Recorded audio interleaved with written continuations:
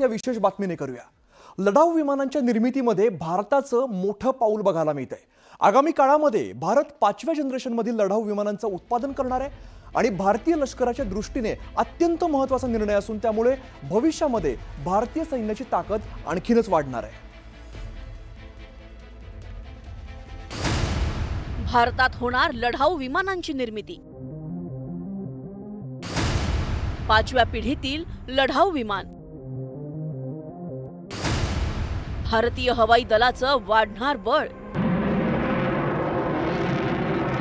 Operation सिंदूर नंतर भारतानं आता आपल्या सैन्य सज्जतेवर लक्ष केंद्रित केलं। भारताच्या राफेल लढाऊ विमानांनी पाकिस्तानला काही तासातच गुडघ्यावर आणलं होतं। पाकिस्तानातील 9 एअरबेस भारतीय सैन्यानं उद्ध्वस्त केले।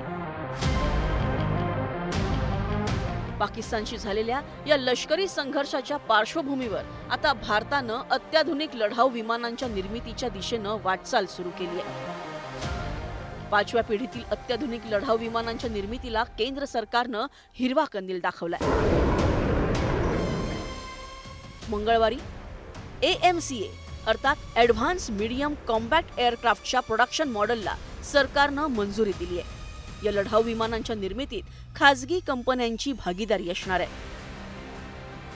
2028 से पहले ये जो 5th जनरेशन फाइटर एयरक्राफ्ट है उसका सपना साकार हो सकता है और ये अपने आप में ही एक कह सकते हैं कि तकनीक का एक मार्वल है। दुनिया के वो तमाम देश जो कि इस बात का दम भरते रहे हैं कि उनसे बेहतर कोई नहीं, लेकिन ये जो मॉडल आप देख रहे हैं ये मॉडल नहीं, एज इट इज प्रोटोटाइप है। ॲडव्हान्स मीडियम कॉम्पॅक्ट एअरक्राफ्टची अनेक वैशिष्ट्ये आहेत। एकाच वेळी 10 टार्गेट शोधून ते नष्ट करण्यास हे विमान सक्षम असणार आहे। या लढाऊ विमानात इस्रायलच्या EL-M2052 रडार प्रणालीचा वापर केला जाणार आहे। अत्यंत कमी म्हणजेच 460 मीटर लांबीच्या हवाई पट्ट्यावरून हे उड्डाण घेऊ शकणार आहे। तसंच जेट सुखोई, राफेल, मिराज आणि मिगच्या तुलनेत हे वजनाला हलके असणार आहे। या विमानाचं वजन अवघे 6500 किलो असणार आहे।